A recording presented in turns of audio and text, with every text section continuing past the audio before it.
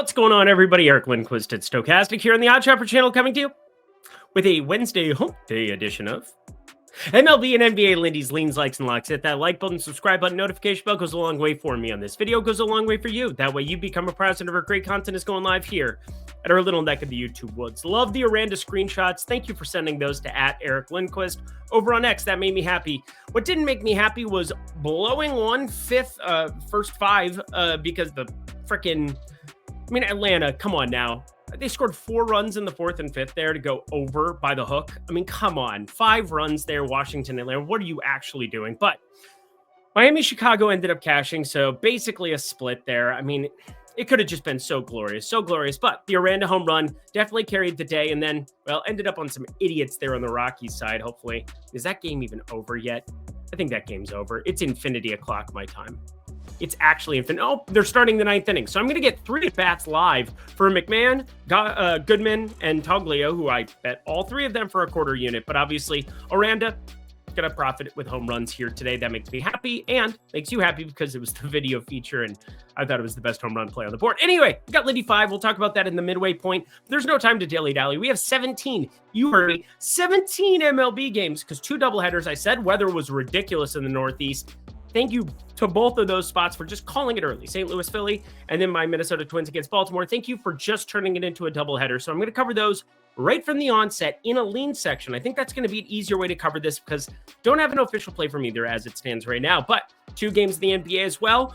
Whoo, darling, Boston. Things have changed. We'll talk about that, of course.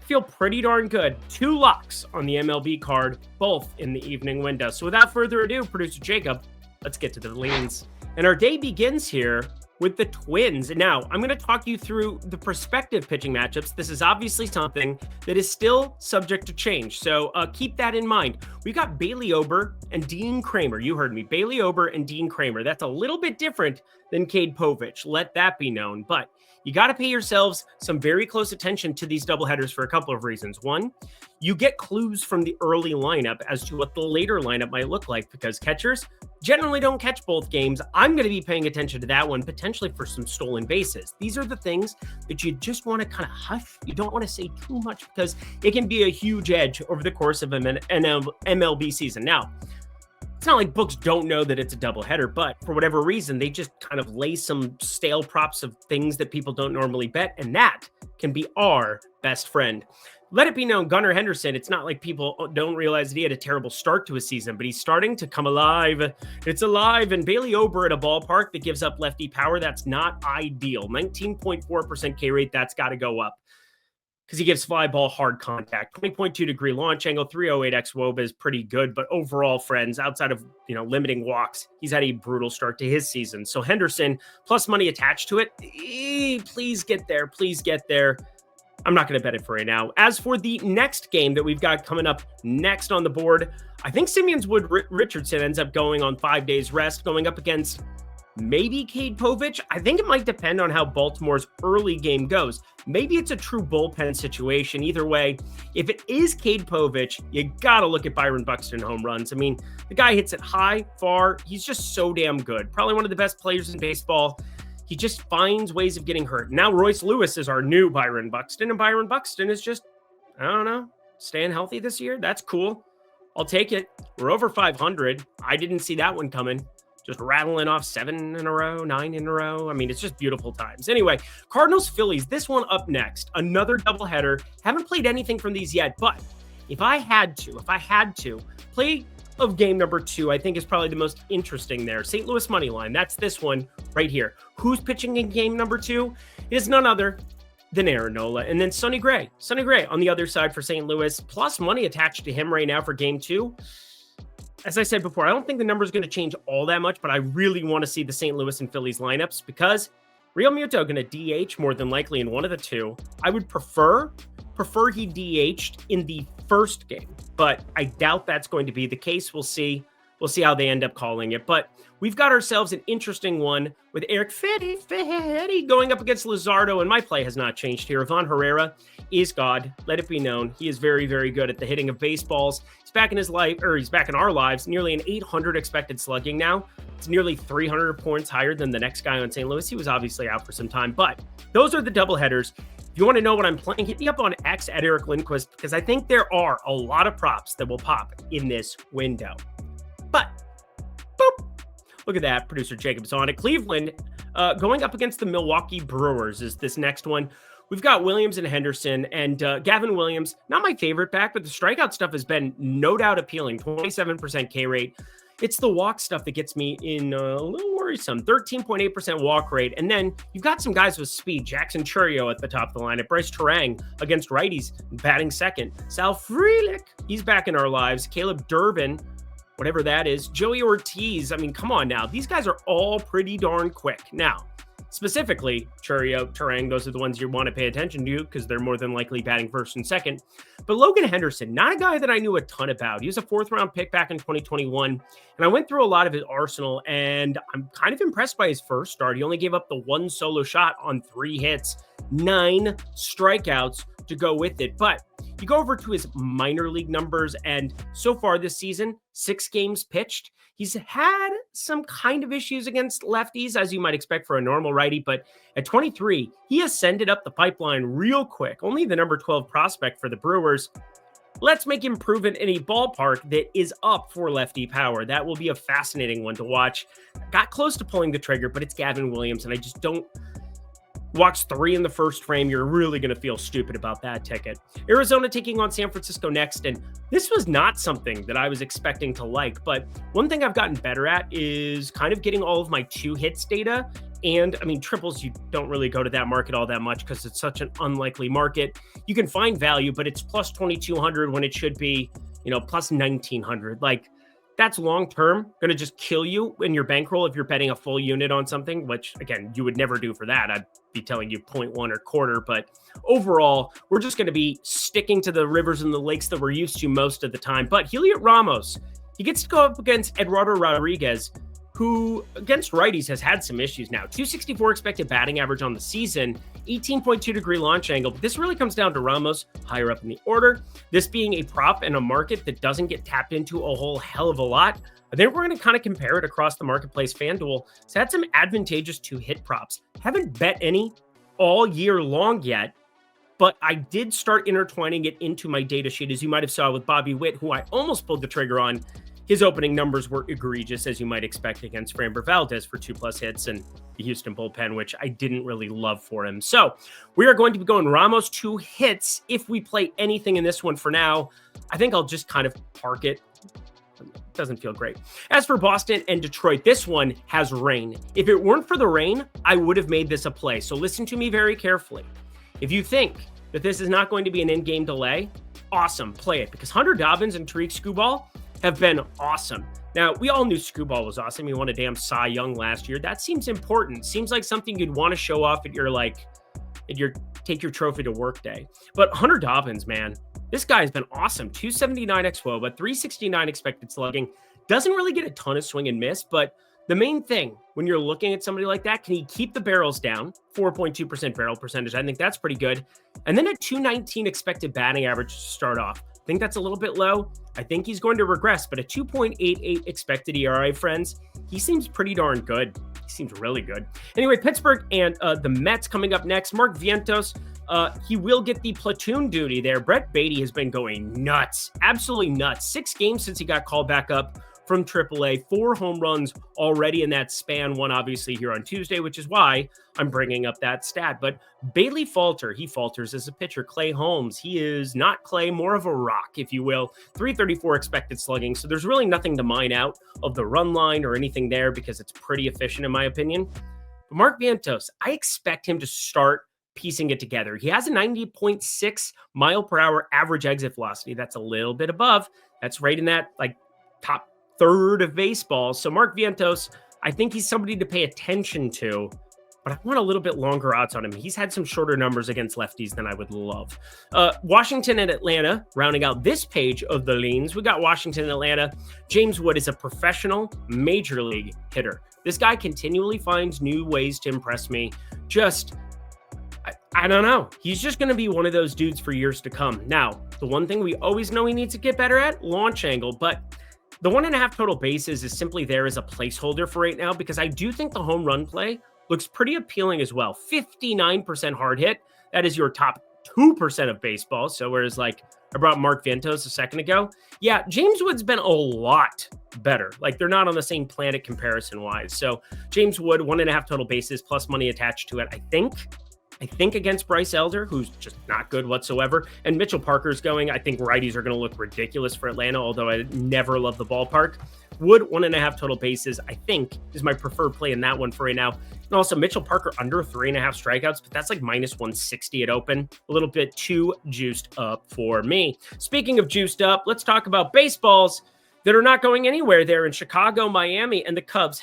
Look at me, I'm funny sometimes. No, I'm not. First 5 under 4.5. The only reason this isn't on the card for today is it's about 10 cents too high. It's about 10 damn cents too high. I'm looking at it. It's minus 140. You have to understand the difference between minus 130 and minus 140. A lot of people don't care because you're going to parlay them together and you're getting like the benefit of just getting it right. But it's not about being right. It's about trying to trim down your card into bettable edges that can sustain and compound over a long period of time. That's how you turn over your bankroll multiple times. That's what we are looking for here on this program.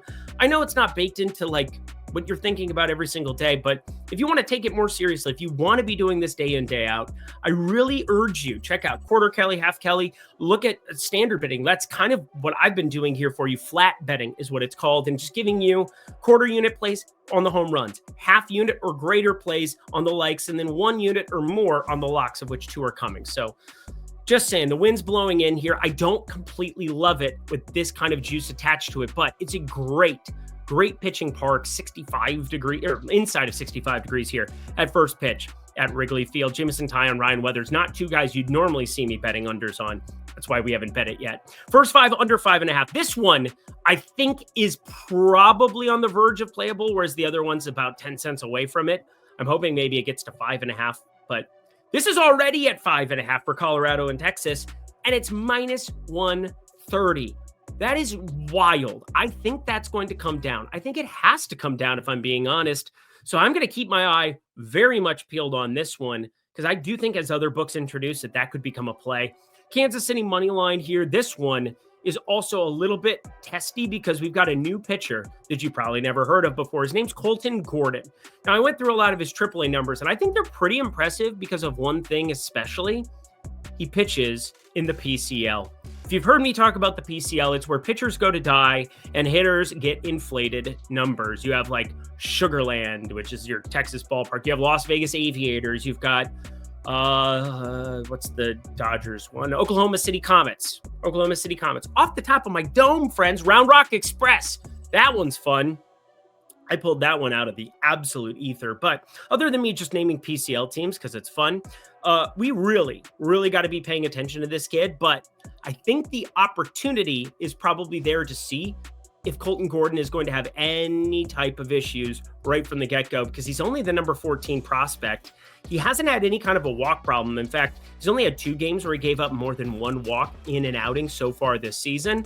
That's pretty impressive to me, but I want to see if the stuff translates, and you got a lot of contact guys at the top of that Kansas City lineup. So without further ado, tons of lean talk because it's a 17-game slate, but let's trim it down. I got 2 locks to get to, but first, here's how you join the Discord and get all of the plays. See if anything here turns into one. It's $5 for your first week down at the link below, friends. Promo code Lindy5. You heard me, Lindy5. That's really all I have for you. If you guys want to jump in and be able to get all of my plays, all of my home run plays, not just Jonathan Aranda, which obviously felt good. Hopefully the people who said Eric sucks at home run plays, he's so washed, realize that I'm still pretty good at it and we can run into some variants from time to time. Hey, check out Lindy's Long Balls over here on the Odd Chopper YouTube channel as well. It is a short. It is less than a minute to give you 4 home run plays or, 3 home run plays some days, depending on the card. But Jonathan Aranda led that one off. Felt good. Felt great. Felt happy. Made me happy. That's all I know.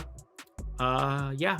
Should I stop talking now? Oh, yeah, I should. Lindy 5. There it is. Let's get to the like, shall we? The Yankees taking on Seattle here right from the jump. And I don't understand this line entirely. I think the Yankees not getting a lot of love for being good, even outside of Yankee Stadium. And it's joked around about on X. Oh, Aaron Judge, he's an inflated number and he's in Yankee Stadium hitting pop flies out of there. Dude's still the best hitter in baseball. Come on now. 5'10" xwOBA. 5'10" xwOBA. I've never seen 5'10" xwOBA this late into a season. I've seen him like north of 1,000 expected slugging before, which is absolutely insane. But main thing here, the starting pitching matchup. Will Warren, Luis Castillo on the other side. I'm not a huge Castillo guy. Really, really not. And I think Will Warren, despite a 52% hard hit, is starting to do some really, really good things here of late. Now, he goes up against the Athletics, goes 7 1/3 in a really tough environment there in Sacramento.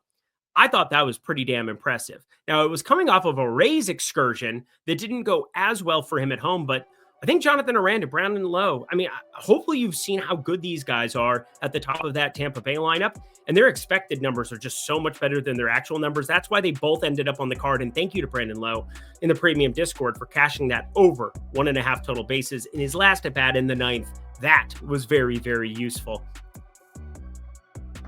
Oh, yeah, the play here. -112 money line here. The Yankees. Yankees win. I find this to be closer to like, I don't know, 58% expected win percentage. And this is -112, closer to that 53%. It's about a 5% gap. Technically, I have this closer to a lock, but I have some respect for the Seattle offense. I don't want to go out of my way to pick on them. These are the best two teams in baseball. Best two teams in baseball against right-handed pitching in terms of WRC plus. 133 for the Yankees, 123 for Seattle. I'll give them a little bit of respect, but this is kind of a disrespectful number, I think, for the Yankees. Next up, we got the Rays, we got the Blue Jays, and this one, again, just talked about Brandon Lowe and Jonathan Aranda, but we're actually going to go to the Toronto side to discuss a play, and yesterday I gave you Aranda in the same ballpark, and obviously St. Louis, Philly looked like terrible weather, that came to fruition. Minnesota, Baltimore looked like terrible weather, that came to fruition.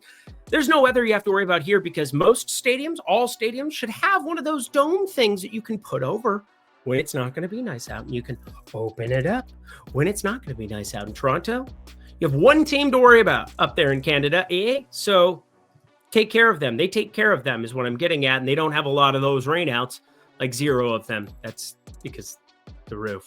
Anyway, Pepio, Bassett. Bassett's been pretty darn good. Not a great last start from him, but overall, it's hard to look at his stuff and be too disappointed this season. He's been awesome. 42.2% usage on the sinker. Sinker looks better and better every time out. It's his primary pitch. And the curveball cutter, I think both of them, depending on the handedness, I'm going to stay away from the Low and Aranda side. Obviously, Barrios, what does he do? Gives up a lot of power to lefties, and that came to fruition. Thank you, Aranda, once more. As for Pepio, this is the guy we're going to target to some extent. Now, I think he's still got good stuff. Four-seamer, slider, change. But that change, but he's thrown to lefties. Yeah, Anthony Santander's a switch hitter. He's going to be on the left side, but that's his priority side. And despite a 224 expected batting average, 298 xWOB, which just doesn't look very pretty, he gets loft on the ball.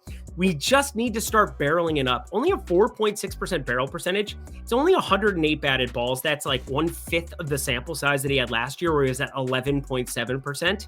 And the launch angle sweet spot's gone down, down, down. But so have his home run numbers. And in fact, I had Dalton Varsho as the guy who was popping, and then he hit a second home run. And I saw all of his numbers immediately drop in my model because, again, I try to factor in like recency bias to some extent. And boy, oh boy, Anthony Santander is going to be the preferred option between those two. Although, if they have around the same number, Santander should still be batting third, should still be up there in the order. Anyway, it's the play. It's the guy that I think has the better number and will have the better opportunity, just higher up in the order. Switch hitter against Tampa Bay, where they like to do a lot of their analytics platoon thing. Again, I'm an analytics guy. I should be happy about this, but I'm not happy when I'm looking for edges in betting. Next. Now, we got 3 more plays. Obviously, we went to standard money line. Then we ended up going to Tampa Bay, Toronto for a homer.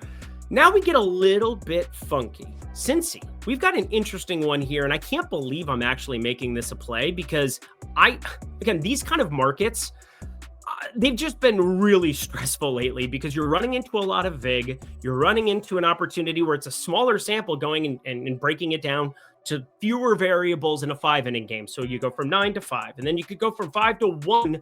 I don't really bet any nerfies or yerfies. I think you've noticed that. I think they're pretty bad bets almost all the time because you could just extreme volatility and whatever. It's just really hard to make money on, in my opinion.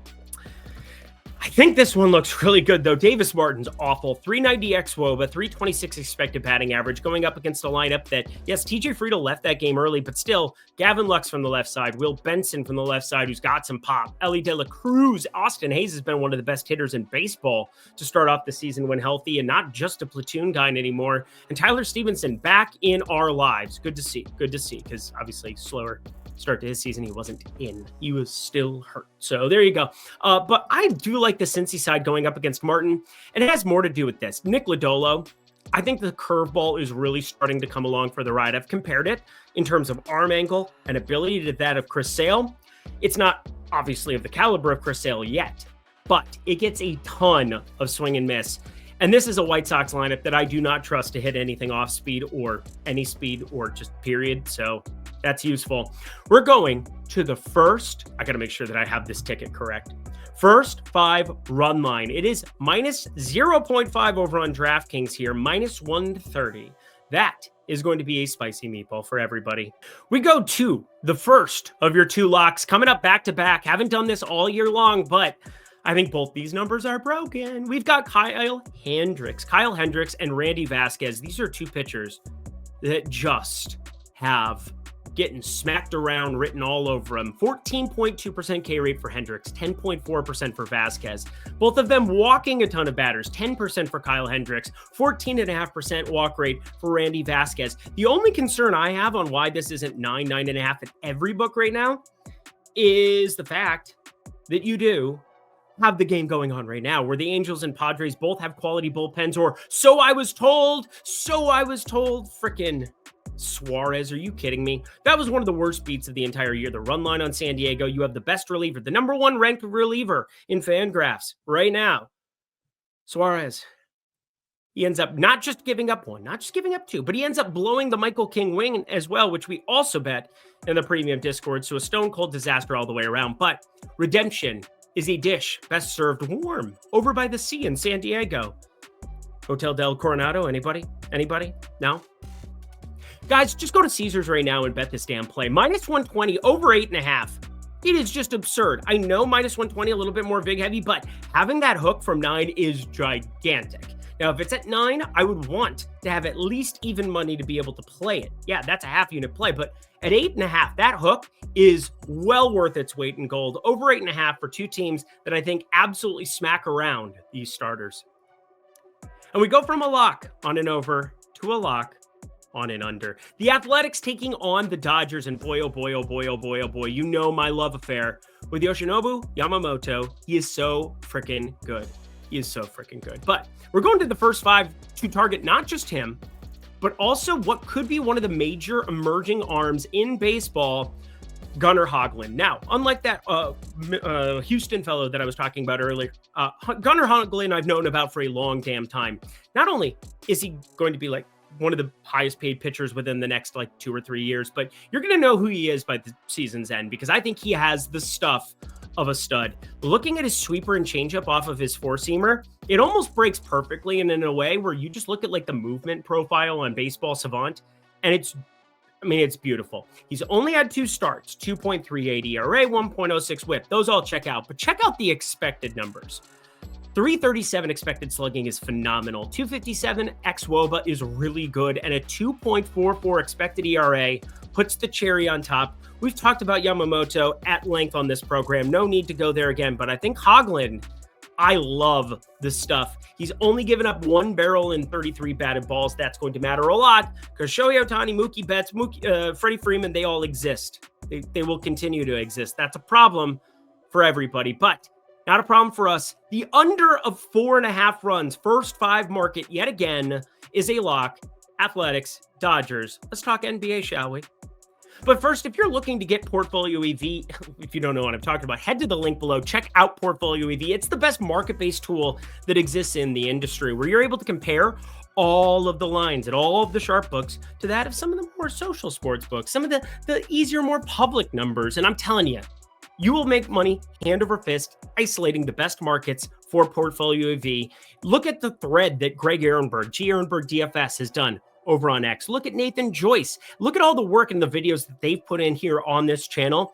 you will see what market-based betting can do for you. I mean, I've added it to my repertoire. It will only get bigger. It will only get better here. So check out Portfolio EV for 2 weeks free using promo code Lindy1 down at the link below. Learn what I'm talking about. Alrighty, y'all, let's get ourselves to the NBA streets. There's a lot I want to say here, but I think it begins with, I'm sorry to Jason Tatum. I mean, that just sucks. It just absolutely sucks. And I'm sorry to Celtics fans.